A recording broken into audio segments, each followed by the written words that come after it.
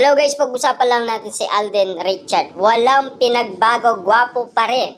May new baby pa kaya yan? Grabe nga naman kasi guys, no? Spotted na naman si Alden Richard sa nasabing endorsement niyang Bibo na dati ay na-interview siya kung meron siyang bagong baby na talagang exclusive na pinagkaguluhan at pinag-usapan at pinagpestahan. Grabe nga naman kasi guys, ang mga Delulu fans na nagpapakalat nga naman kasi ng mga issue na kung ano-ano na talagang inaakala nila na wala talagang moves na galawan si Alden Richard para ibigay ang kanyang oras kay Catherine Bernardo. Na alam naman natin guys at narinig naman natin si Alden Richard ay nagsalita, 'di ba?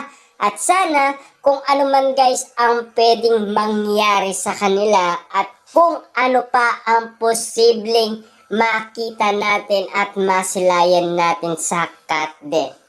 Siyempre guys, napapabalitaan kasi natin na nagkaayos na ang Katniel. Pabor pa rin sa atin yan guys kasi wala naman taong hindi pwedeng magkaayos. Dahil alam naman natin, meron silang pinagdaanan noon na kahit sabihin natin guys, nag-away sila nang dahil sa hindi pagkakaintindihan. Diba?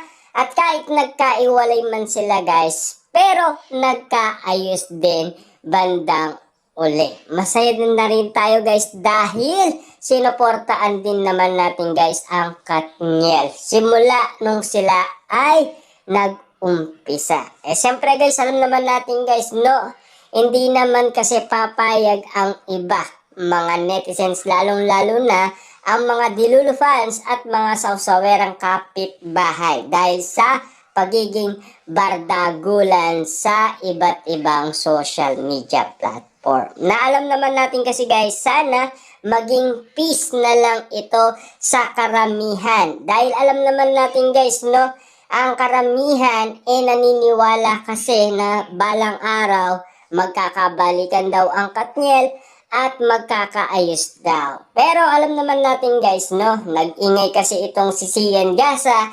Kaya nga naman guys, kumakalat ngayon na legit daw nagkabalikan ang Katniel. Grabe nga naman kasi guys ang mga pinag-uusapan ngayon patungkol umano kay Catherine Bernardo, Daniel Padilla at Alden Richard. Pero masaya na rin tayo guys, at least nagsalita si Alden Richard, Catherine Bernardo, naiintindihan natin yun guys, no?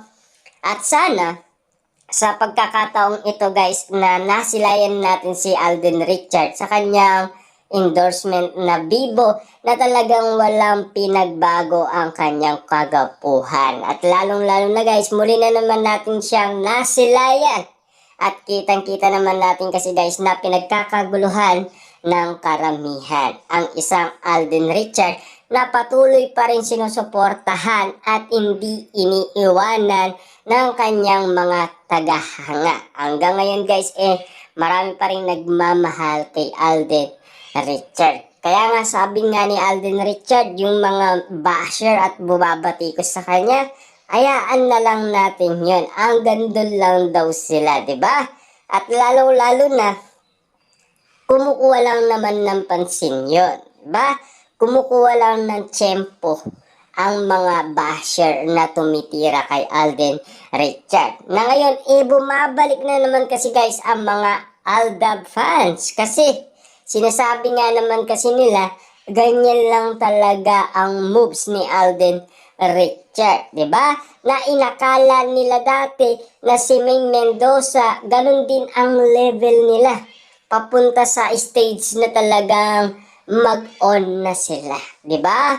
Kaya nga naman guys, yung Katden, talagang akala din nila yung stage na talagang going to magsyota na sila. Diba? Kasi marami umano silang naririnig umano na galing sa mga bibig ni Catherine Bernardo at Alden Richard na talaga yung pagkakaibigan nila igit pa doon ang inaakala nila na talagang pataas pa. 'Di ba? To the highest level pa ang mangyayari. Kaso nga lang kasi guys, maraming kumakalat na mga issue na kumakalat ngayon sa social media na hindi na natin maintindihan pa, 'di ba? Pero siyempre guys, yung inala na kasi ng mga Dilulo fans, hanggang dun talaga papunta yon. Kasi galing mismo kay Catherine at Alden Richard. Ibig bang sabihin nito, talagang ginamit lang nila ang kanilang katalinuhan para lokohin ng mga tao? Ganun ba yun, di ba? Pero alam naman natin guys, no, sinasadya man o hindi sinasadya, at lalo-lalo na guys kung ganun ang inala ng iba, parang lokohan lang ang ginawa nila. At least guys, no, alam naman natin hindi ginustong gawin ni Alden Richard at Catherine Bernardo. Kasi alam naman natin guys, mahal din nila ang isa't isa. Napatunayan din natin guys kay Catherine Bernardo na ang nasa puso niya lamang ay si Alden Richard. Kasi matalino din naman kasi guys si Catherine Bernardo at hindi basta-basta tulad ng sinasabi umano ni Sian Gasa. Diba? Tandaan ninyong mabuti kung talagang hindi nagkakamabutian si Alden Richard at Catherine Bernardo sa mga kumakalat na issue sa social media. Bahala na sila guys mag-isip kung ano pa ang kanilang iisipin. Kasi para sa atin guys, kung ano man ang spotted na nakikita natin at kung ano ang tunay na nangyayari at kung ano ang pinag-uusapan ng mga legit na Dilulo fans, ng mga Catden fans, kabilang tayo doon guys na sumusuporta sa kanilang pinaniniwalaan. Kasi alam naman natin kasi guys, no, ang mga legit, alam nila kung ano talaga ang tunay na nangyayari, di ba? At lalong-lalo na, siyempre, kung ano man ang pinag-uusapan sa social media ay nais din natin kasing iparating sa inyo para at least malaman din ninyo kung ito nga ba ay may katotohanan or wala. Kung ito ba ay aka-aka lang or gawa-gawa lang, di ba?